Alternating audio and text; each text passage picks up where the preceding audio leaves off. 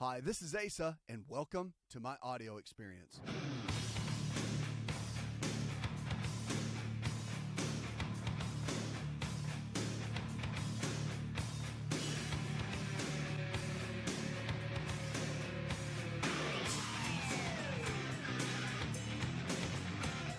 Choices we make every single day can and will determine the kind of health we're going to have tomorrow. So it's about thriving. It's about making better choices. But again, you're the one that has to do that. We can't do it for you. We could teach you, take you around down the right path, but ultimately you have to make that. In Shape is our new system and program. If you haven't checked it out yet, go to the website. See how to really get your body in the way that it needs to. Our new In Shape system is powerful and can help you reach your health goals. Now let's kick off and talk about a couple of things. When it comes to a couple of items, I want to look at the spots your doctor should look at for skin cancer. Now, when it comes to our skin, of course, people are concerned about skin cancer. Melanoma is the big one. But I want to talk about some different areas that we have to look at when it comes to skin cancer that are really important. And again, you got to look at yourself every single day or have someone check your back and do all that.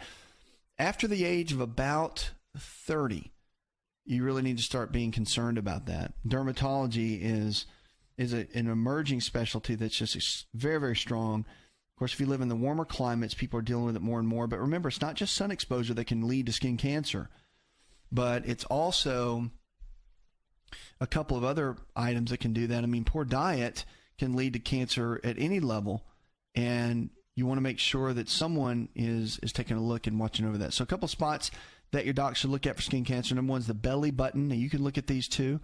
Skin cancer can hide there. You want to look for any type of little brown raised lesion or even a little red raised lesion that could be one of the culprits for that. The neck is also important. So if you're a ponytail wearer, and women with short hair can get a lot of sun back there, but it may neglect to get SPF on the area, so your neck's a big hot spot for skin cancers as well. Ears and the lips, a lot of times we don't cover those areas, and cancer can be more aggressive in these areas more than others because we really don't get the protection. And another form of melanoma, ALM, typically strikes in the palm of your hands. So the palm of your hands, you want to be really careful, as well as the nail beds and the soles of the feet. Legs are the number one place for Caucasian women to get melanoma, so make sure that you've got some kind of protection on your skin, and look for the legs to anything that looks weird or any kind of abrasion or skin little lesion that looks different, pops up out of nowhere. Make sure you get it looked at and get it checked so it doesn't turn into anything. But that's extremely important to have looked at. And men too. You want to keep a lookout on your skin for that, because skin cancer can lurk in a lot of different ways. You have to be really careful. It really can. And if you live in the warmer climates, Arizona, and you live along the coastline anywhere, Texas and Florida, California, just be cautious. I mean, skin cancer can pop up anytime. And they say that it's what's happened when we were younger, that the damage that happened when you're a kid is typically what you carry with you. And there's truth to that. But still, you don't want to just say, well, I got burned a lot as a kid, so to heck with it. You really want to take care of your skin in a lot of ways on a regular basis to keep it protected as we age, because it's extremely important for longevity and for the potential of staying away from basal cell carcinomas and the melanomas. You want to do everything you can to keep the skin as healthy as possible. 888-283-7272. That's 888-283-7272. Give us a call or go to the website. Let's go to the phones and talk with Leah. Hi, Leah. Yes, I called about almost slipping, hit my knee, and it's the wire be so sometimes don't. So I don't know what can I take for help. Somebody told me it might be torn ligament in there. So I need to get some kind of vitamin or some kind of herb to help heal it back. Well, if you think you've damaged it, you definitely want to go to your physician and get it looked at. I mean, they can do an MRI and find out exactly if there's anything that's been damaged. They might even be able to do some basic testing in the office to be able to see if there's anything going on. I would have that looked at first. Very important to see if there is a ligament damage at all, or if it's just a slight sprain or whatever it might be. But I'll get that looked at, and they can check that out and give you some good advice and information. You don't want to just start taking a bunch of herbs to correct it. That's one thing. I know it sounds simple. Let's just take a pill for it. But a lot of times you really want to know in a targeted way what's going on. And that's first and foremost. You want to see exactly what's happening. Make sure you got a good game plan surrounding that, and then you can build from there. That's the starting point, in my opinion, for what you're dealing with. I mean, you have to understand if it's just something basic or if it's something that needs a little bit more therapy. And again, there's laser therapy that can be done. Supplements can help, but I mean, it may not be the only thing. And your eating habits have got to be really, really good for the healing process. If, for example, if you don't have enough vitamin D and your minerals are not where they need to be, meaning that like boron, calcium, magnesium, any of those, if they're not where they need to be, then the bones and the joints are not going to be able to function the way they need to. Hyaluronic acid is really important. It's been shown to be extremely effective for supporting the joints. But if your body doesn't have what it needs, it's not going to be able to produce the results that you need for optimal healing. That's why you first want to find out exactly what happened, and then you can go from there. All right, 888-283-7272. That's 888-283-7272. Give us a call or go to the website. What's interesting is so many people, they struggle, and they want to know what to do to feel better, lose weight, have more energy. We've got a new system out called InShape. And InShape, it's funny because when I was younger growing up, the coaches used to say, so we got to get in shape. And when I was getting older, your parents or people, your friends, well, you need to get in shape. We kind of hear that a lot. What does that really mean? Well, to be in shape really means to be vibrant. To be in shape means to be fit, to be agile, to be able to play athletics, to go and play a game of tennis, or to be able to run around and play with your kids and not get hurt, to go water ski if you want to. To be in shape means that you're at your body's normal set point and you're at your normal weight, and you can really begin to thrive in every area of your life. There's some basic principles to be able to do that, but you have to follow the basics to be able to get there. Our InShape system and InShape program, you can find that at the website, and it can really help you be able to pinpoint where your body needs to be and what the root causes of where you are, why they're there, and then what to build from there. Our great team members and lifestyle providers around the country can help as well. Coming up, we're going to jump in. We've got more questions about your health. Plus, one of the biggest culprits in our overall food system that is causing us to gain weight, causes more diabetes, and causes really, some are saying, cancer in a lot of ways that we have to be really concerned about. I'm going to talk about that, what to do with it, and how to avoid it when we come back. Plus, I'll be taking your calls and your questions. Go to the website. You can shoot us an email there.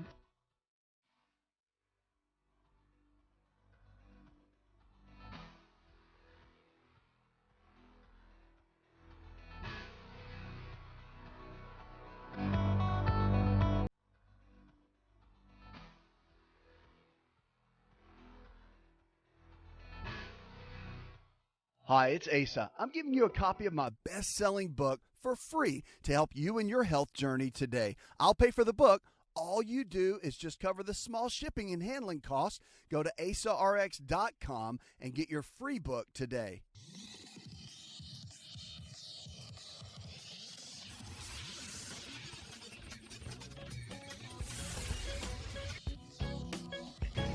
To find out more, connect with On Call Radio online at InShapeNetwork.com.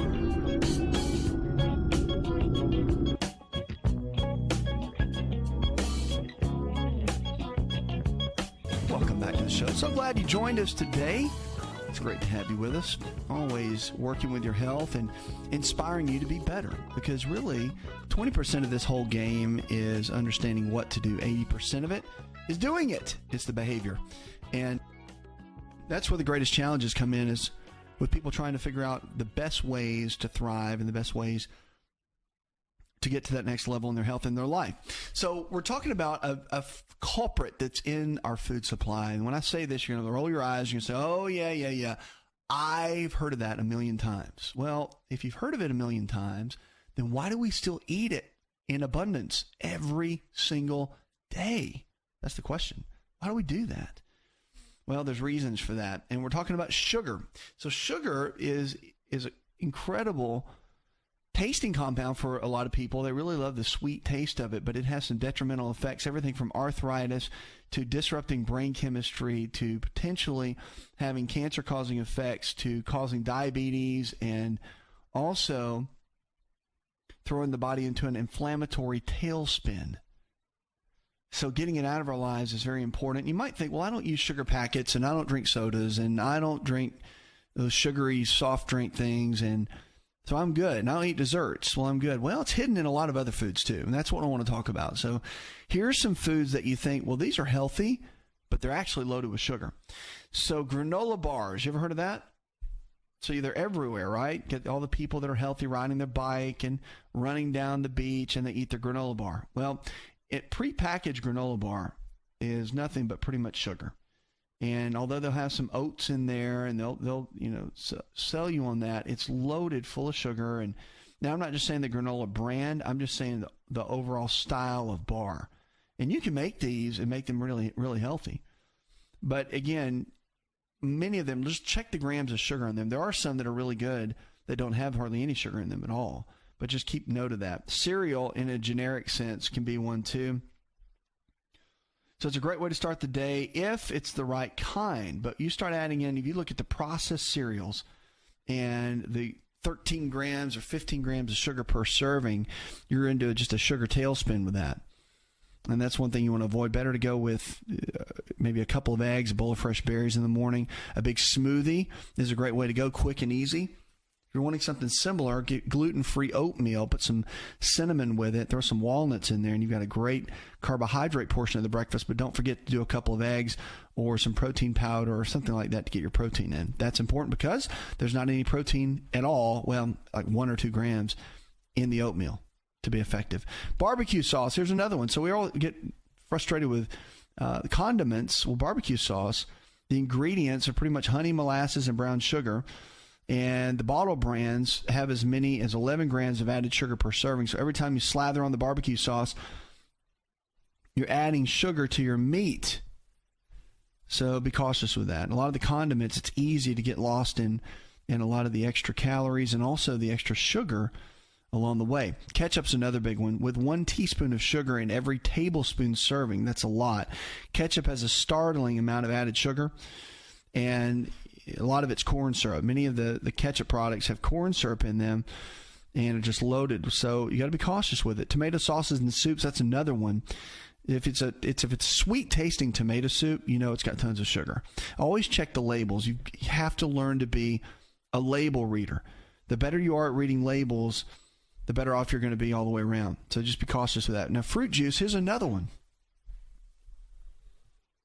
And one of the keys that you look at fruit juice and you think, well, that's healthy, right? It's orange juice or it's apple juice or it's grape juice. But it's concentrated sugar because all the pulp and the main products of the fruit are gone, and you're left with the juice, and that's it. So 1 glass of juice could have almost 40 grams of sugar in it. I mean, you might as well be drinking a soda, a full-blown sugary soda, really. Now, there's some health benefits to it. I mean, orange juice and all, they have some benefits because it comes from a natural source. But what it does to your body and the sugar content of what it does is the same. Lemonade's another one. Lemons are wonderful, and putting lemons in water is wonderful. But the sugar that's added to it at about 30 grams per glass is not so wonderful. So if you want an option for lemonade, get some purified water or distilled water, put a whole lemon in there, and put some stevia extract in there. Tastes amazing. And it's an easy way to do that. All right, for the Southern folks, and I'm a Southern folk, sweet tea is another one. So it's so funny when you go to the South. When I go up north and travel, it's just a habit. I like tea. I drink a lot of tea. So when I go to a restaurant or something, I'll say I'll have unsweet tea, and they just look at me like I have 3 heads. They're like, we don't do that here. It's almost like they're insulted, and it's almost like, why don't you go back down to your South down there? Because it's just funny. So sweet tea is something that obviously a lot of people in the Southeast region and even Southern and Texas and all, it's just a part of the culture.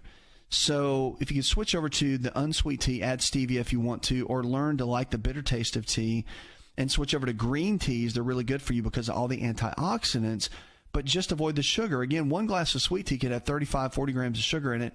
It is wreaking havoc on your body, on your skin, on your pancreas, on the entire aging process. Really, really tough on your system. Flavored yogurt, here's another one. I have people tell me all the time, well, I eat yogurt all the time. Isn't that healthy? I get that all the time. It's like, I say, but what flavor did you have? Because if it's not the bitter yogurt that tastes terrible, then you've got sugar in it. And one little container of yogurt contains about 20 grams of sugar overall, 15 probably. And it's just too much. You don't need it. It's got about 6 to 7 teaspoons of added sugar, they say, in one little container. So a better option is to go with maybe the plain yogurt, organic yogurt, goat milk yogurt, coconut milk yogurt, any of those, and add a little packet of stevia or some fresh blueberries to it and make your own. Don't let someone else control the sugar content of your food. You control that so that you can control your health. Dried fruit's another one. If you're going to eat fruit, eat fruit. Eat an orange, eat an apple, but don't do the dried fruits. The dried fruits are loaded with sugar. Loaded, and a lot of times the benefits are not that great. So they do have plenty of vitamins and minerals and good stuff in there, but the sugar does outweigh that, and it can be detrimental in the long run. Remember, fruit sugar total, you only want about 40 grams a day. More than that can start making you gain the weight.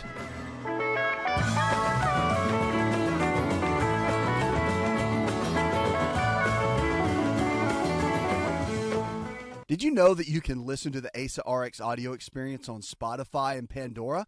For all the ways to watch and listen, check out our show page at asarx.com/experience.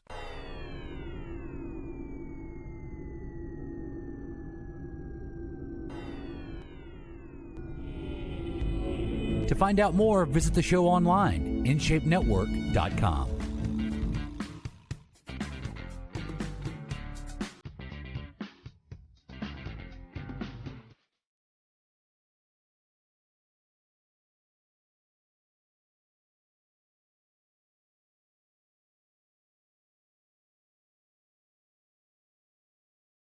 Remember, if you're struggling with your health, the body can get sick, you can also get well. It's all about lifestyle.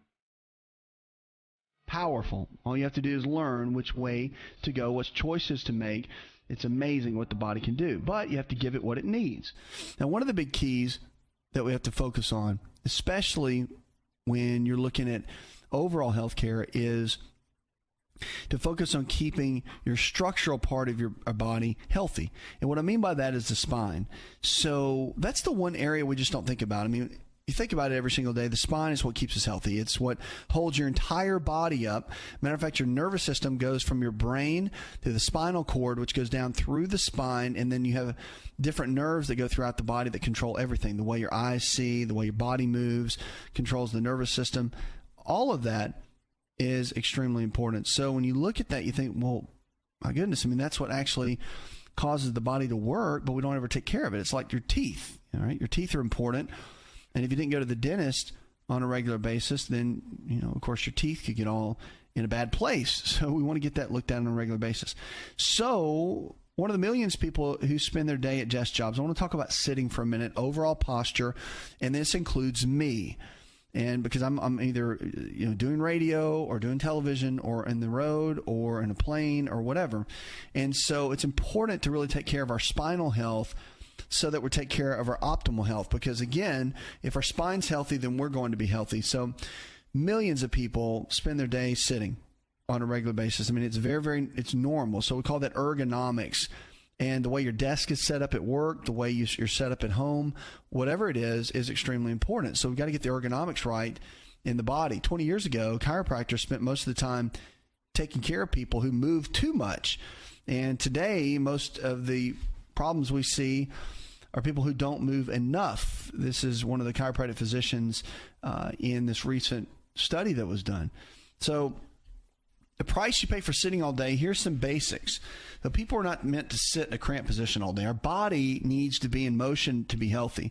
So without movement, your muscles and ligaments don't get a good blood supply, and that's when things begin to transition and change. So some ways sitting at desk for long hours can negatively affect your health. Here's a couple. Number one, spine damage. Sitting at the desk can result in a pinched nerve or herniated disc. Damage to your spine may not affect longevity, but it will affect the quality of longevity. Number two is computer eye strain. So many people who use a computer for 3 or more hours a day have symptoms of computer eye strain. That can include blurred vision, also headaches and neck aches.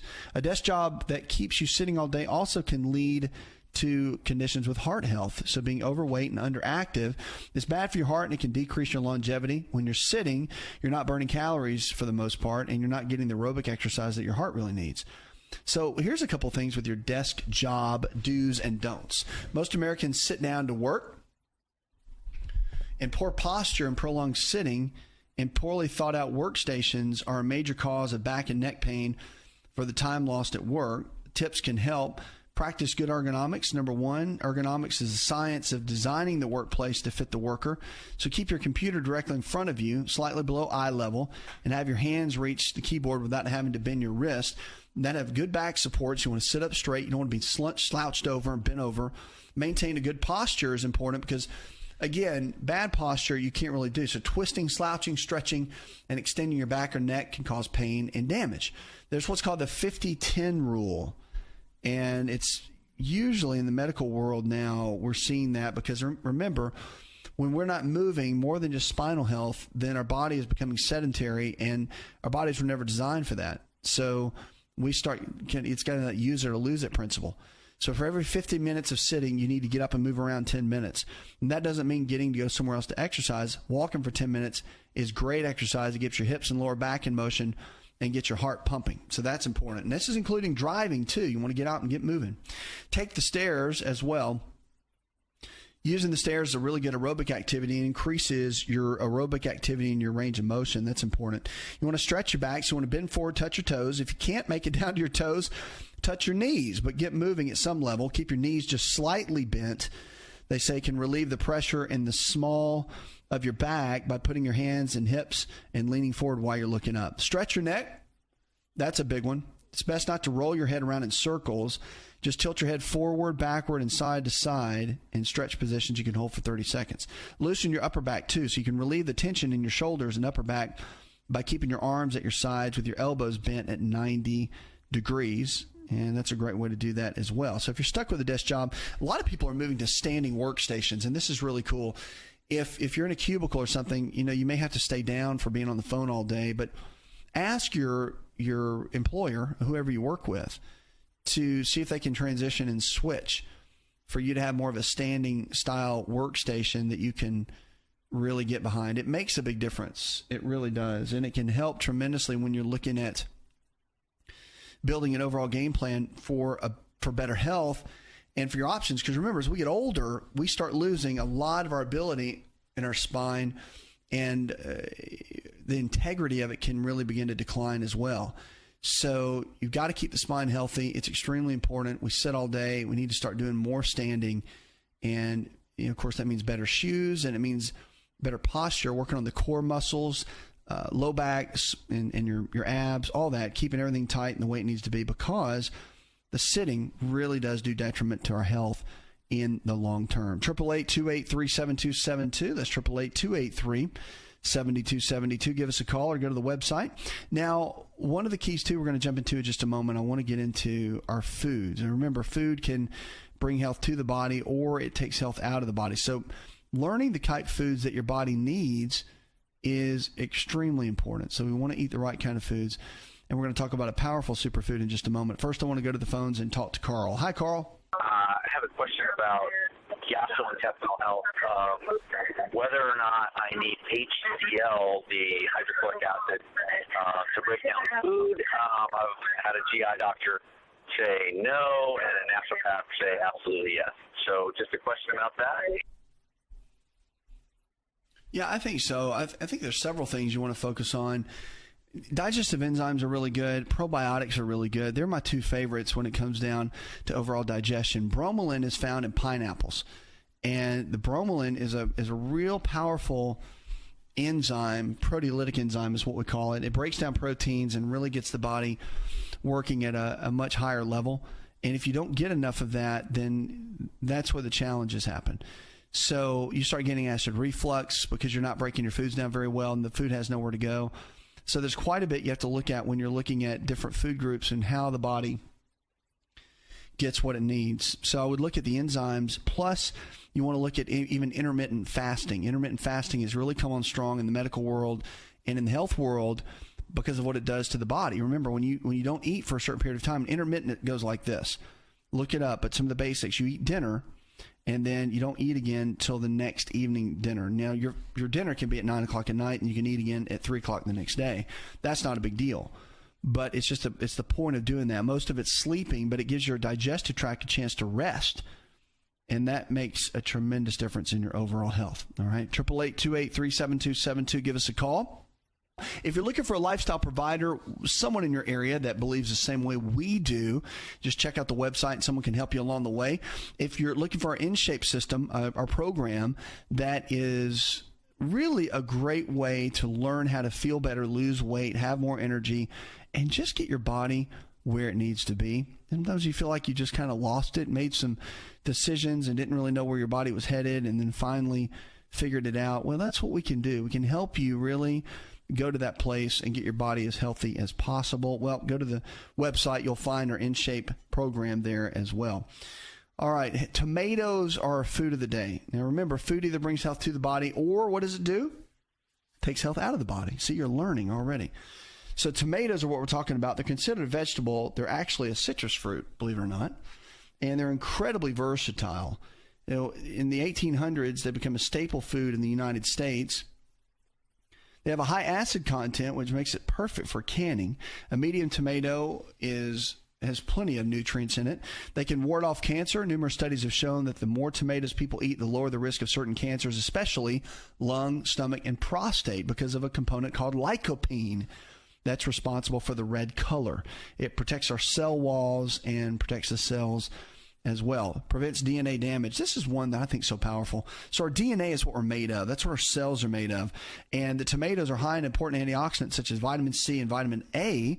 They can help fend off a lot of the conditions in there and help against the free radicals. Consequently, a lot of tomatoes can help ward off age-related diseases like atherosclerosis and diabetes. Also, risk of heart disease on this. 7 to 10 servings of tomato products a week had about 29% lower risk of cardiovascular disease than women who consume less than 1 serving and a half of these products a week. Protect against thrombosis as well. Another study showed that drinking 8 ounces of tomato juice daily reduced platelet aggregation significantly and helped as well. Ward off inflammation. This is a big one. So a double-blind study looked with tomatoes and found that drinking a glass of tomato juice can reduce blood levels of TNF-alpha by 34%, and the TNF-alpha causes inflammation. High levels have been found in individuals with the most chronic degenerative diseases, such as heart disease, cancer, and osteoporosis. So pretty incredible when you look at it to see exactly what's happening with tomatoes and adding them into your foods, what that can do for your overall health. It's pretty amazing. So encouraging, to say the least, at what we struggle with. Getting the right kind of foods in can make a huge impact.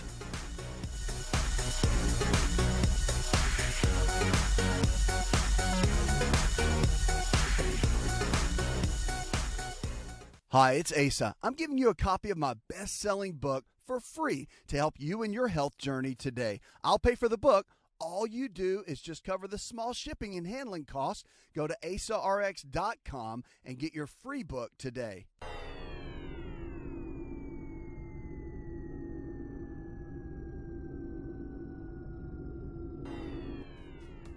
Connect with On Call Radio and watch On Call TV at InShapeNetwork.com.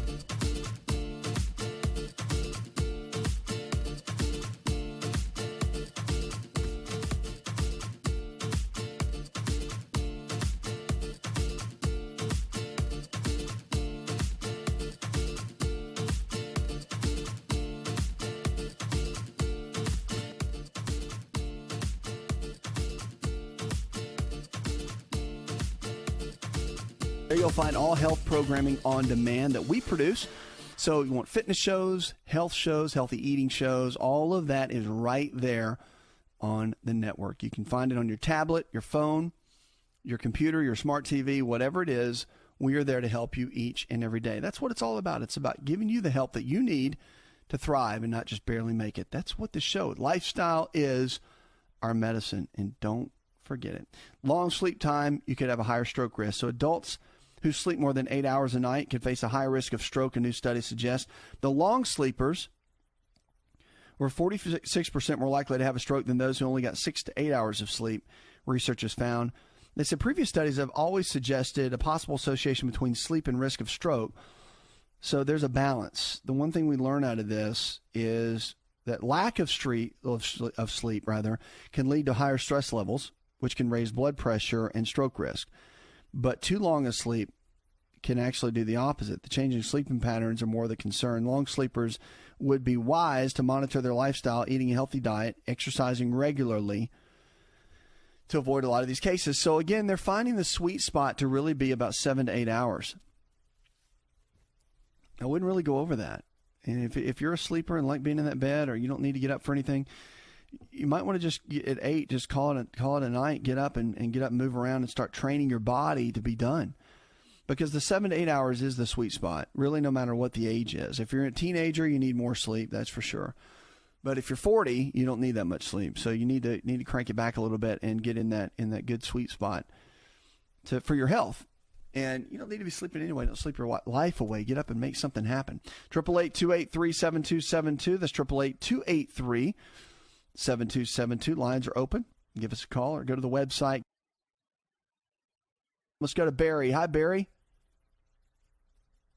The burning of my feet, my hands, and my mouth.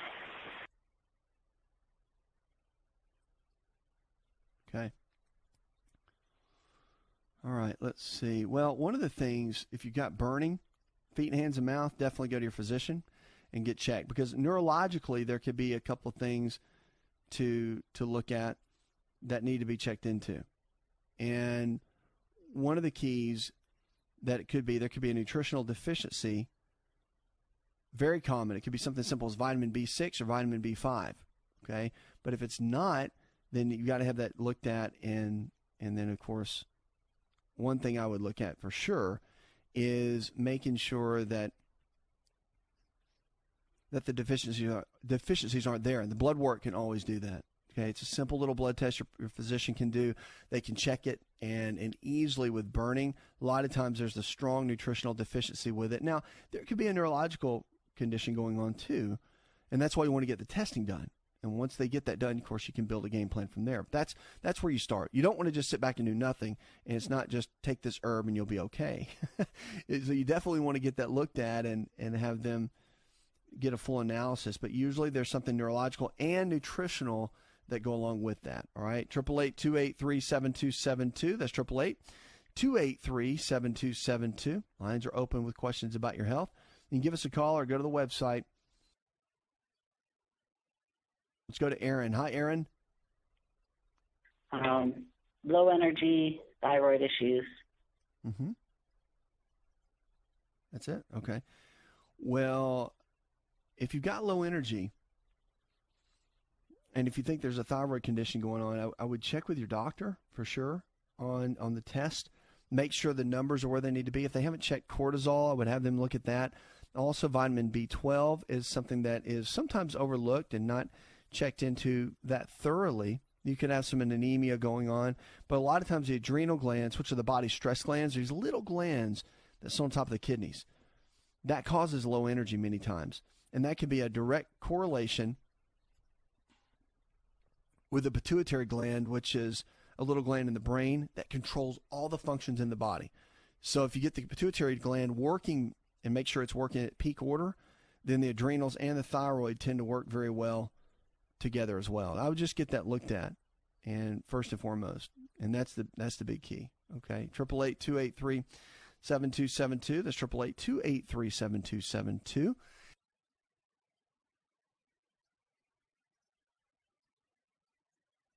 Now, prostate health is something that guys, we're really concerned about. It is. And just like women are concerned about breast cancer, prostate issues are something that are right around the corner for a lot of us, seemingly by the research, but there's quite a bit you can do to ward off against that. Now, in Italy, they have actually found an Ayurvedic herb called turmeric, which we know a lot about turmeric, and it's always been known for its help against cancer, but now they're finding that for non-cancerous enlarged prostate, which is called BPH, or benign prostatic hyperplasia, they're finding that this ancient herb can help reduce an enlarged prostate. They used it for 6 months, and researchers gave 33 patients diagnosed with BPH the turmeric extract of curcumin in addition to BPH treatment, which was no drugs, which is a control group who had the drug, okay, regardless. So they did the placebo test. And the product with the turmeric in it, which has lecithin, okay, was the one that produced the greatest results. So what was interesting is they had almost a 33% reduction in the swollen prostate just by using turmeric. So you probably need more than just you sprinkle on your food, but they do make turmeric extract that you can get at your health food store. Puts another hour in the charts. I want to thank our producer, engineer John Garrison, and the rest of the team. Go tell one person something you learned on the show. Together, we can transform the health of our friends, our families, and our communities. You're listening to the show. It helps you get well, stay well, and live well. We're diagnosing hope one person at a time.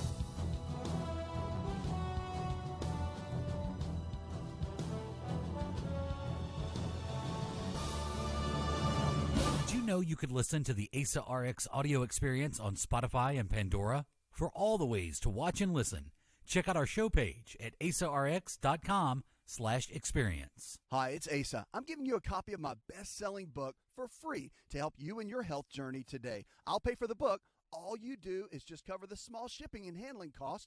Go to asarx.com and get your free book today. This episode is over, but check episode notes for links to products and services you've heard about on this episode. Thanks for listening and subscribing. Please share the Asa Rx audio experience with others and stay in touch by giving us your comment or review.